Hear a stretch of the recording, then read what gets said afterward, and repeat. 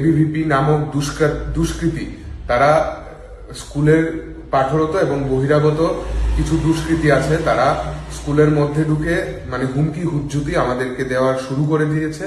এবং শুধু তাই নয়, স্কুলের যিনি প্রধান শিক্ষিকা আছেন উনি শ্রদ্ধাভাজন একজন ব্যক্তি, উনি অত্যন্ত একটা গুরুত্বপূর্ণ পোস্ট উনি আছে উনার, সেই সহকারী প্রধান শিক্ষিকাকে অকথ্য ভাষায় ওদের মানে ওনাকে ধমকি দিয়েছেন, ওনাকে সিট থেকে উঠে আসার জন্য ওনাকে হুমকি দেওয়া হয়েছে।